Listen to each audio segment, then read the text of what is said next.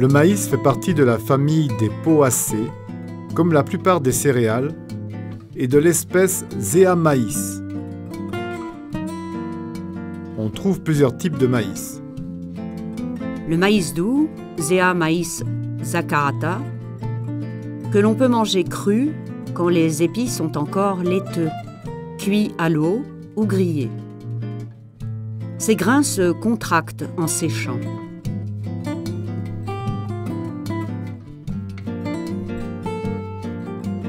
C'est un maïs qui peut être cultivé dans les régions fraîches.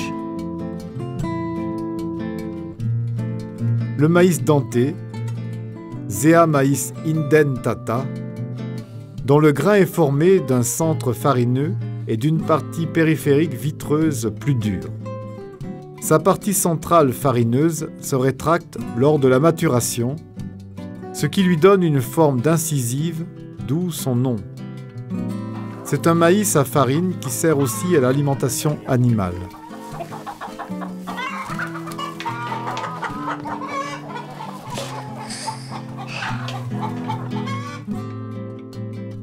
Le maïs corné, Zea maïs indurata, à l'inverse du denté, possède un grain avec une partie centrale farineuse très réduite et une partie vitreuse plus importante.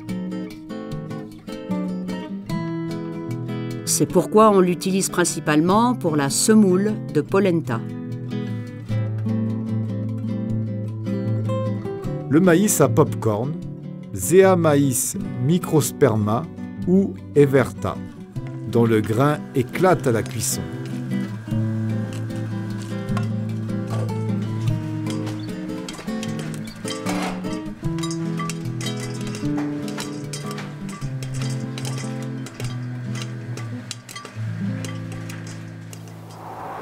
Pollinisation.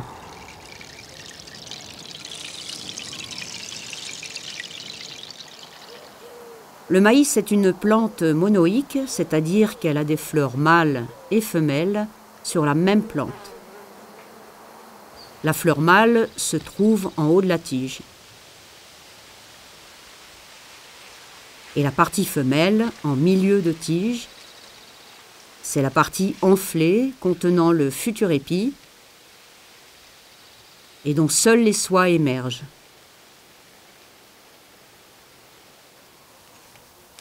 Chaque soie est reliée à un ovule qui, une fois pollinisé, donnera un grain sur l'épi.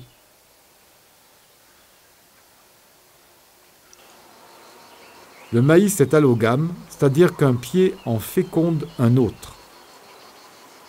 Il est également anémophile, c'est-à-dire qu'il est pollinisé par le vent qui transporte le pollen, parfois sur des distances de plus de 10 km.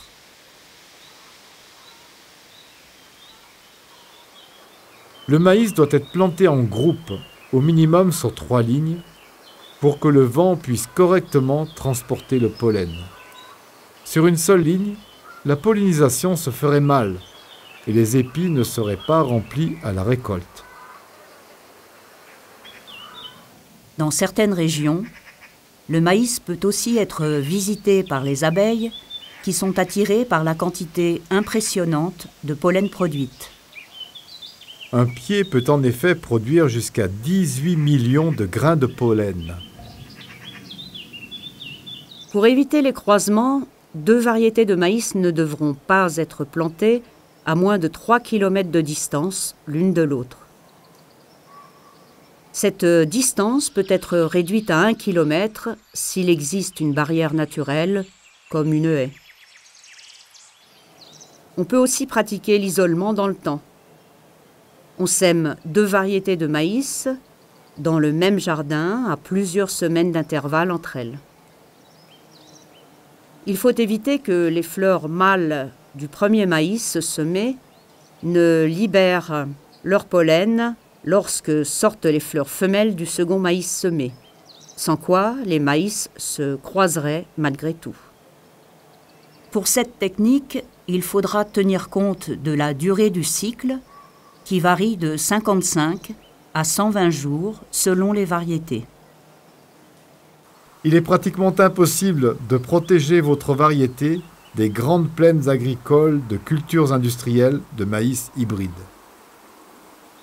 Dans ce cas précis, la pollinisation manuelle est une solution pour la production de semences. Pour cette méthode, il est nécessaire de semer un peu plus écarté de façon à pouvoir passer dans les rangs. On se procurera des sacs en papier assez solides, résistants à la pluie. Les plants de maïs fleurissent pendant 10 à 14 jours.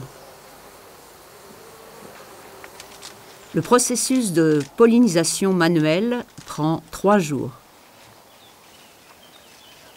Le premier jour est consacré à l'ensachage des fleurs femelles qu'on démarrera juste avant que les soies n'émergent des petits épis. Si elles sont déjà sorties avant l'ensachage, c'est trop tard. Pour commencer, on coupe le sommet des feuilles entourant le petit épi, laissant apparaître les soies au centre de l'ouverture. On peut alors ensacher l'épi et attacher solidement le sac à sa base.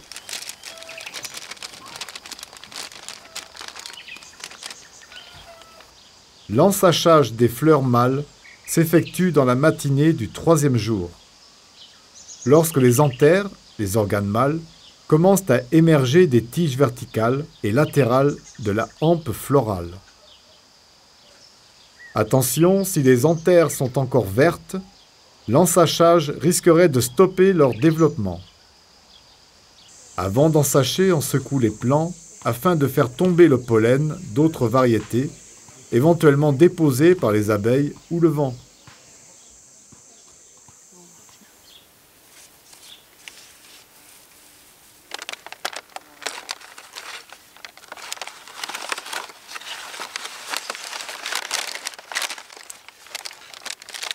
Le sac doit être attaché de telle sorte qu'il collecte le pollen libéré durant la matinée.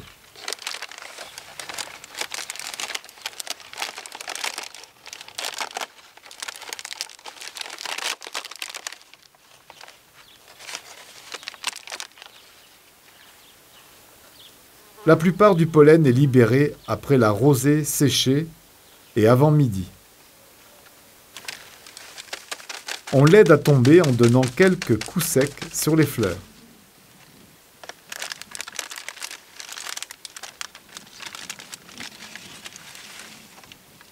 La pollinisation manuelle s'effectue vers midi le même jour, car l'après-midi, le pollen risque de trop chauffer dans son sac et de n'être plus viable. En fin de matinée, avant les grandes chaleurs, on ouvre les différents sacs de collecte du pollen que l'on mélange.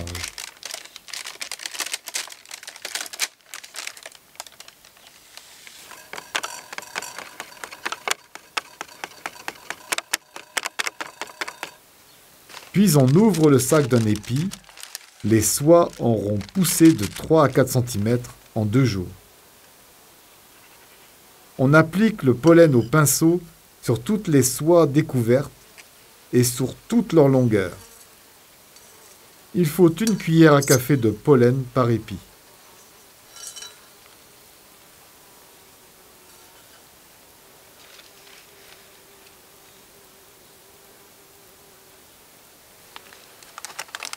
On referme aussitôt le sac avec l'épi en laissant suffisamment de place pour qu'il se développe. Attention, les soies sont réceptives pendant plusieurs semaines. On laissera donc les épis dans les sacs jusqu'à la récolte.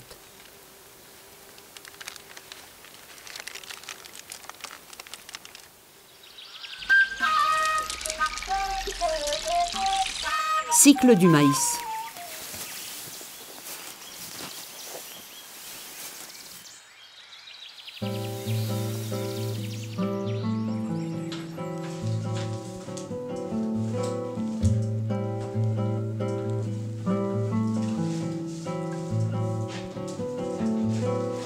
Le maïs est une plante annuelle qui va produire ses épis dans l'année.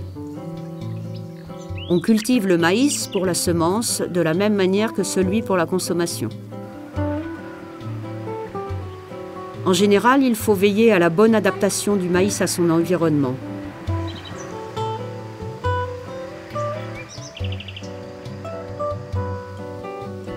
Pour garder une bonne diversité génétique, il est conseillé de cultiver au minimum 50 plants de la même variété, le mieux étant 200 plants.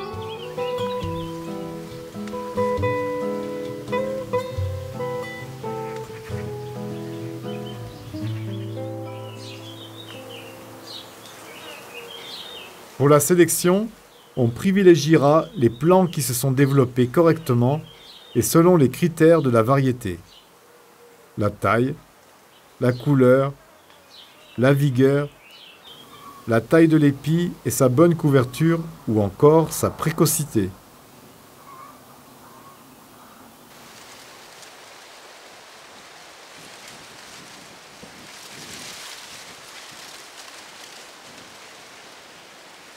Les épis peuvent sécher sur pied.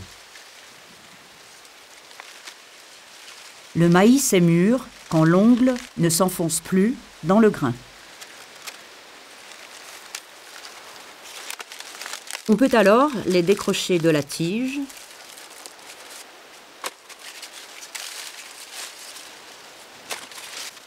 on remonte les feuilles et on les entrepose dans un endroit sec et ventilé.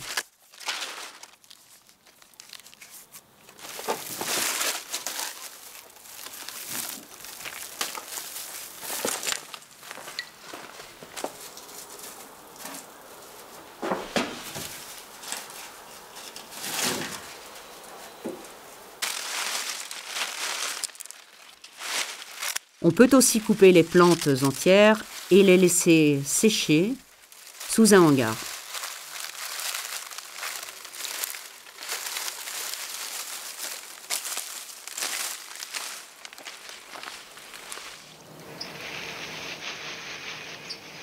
Extraction, tri, conservation. On sélectionnera l'épi en fonction de la forme de la graine, de la couleur, du nombre de rangs de grains et de leur organisation ou de la texture.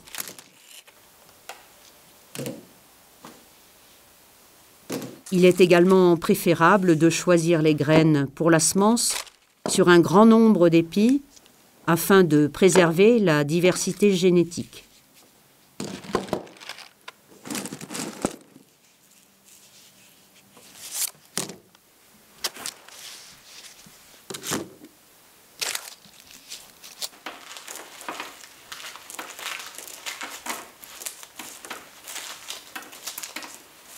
Il est aussi recommandé de prendre surtout les graines du milieu de l'épi.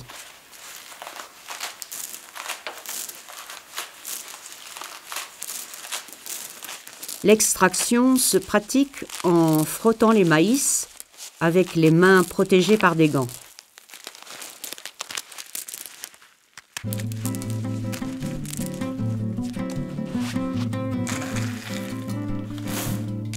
On doit toujours mettre une étiquette avec le nom de la variété et de l'espèce et l'année de production dans le sachet, car il arrive parfois que l'inscription sur le sachet s'efface.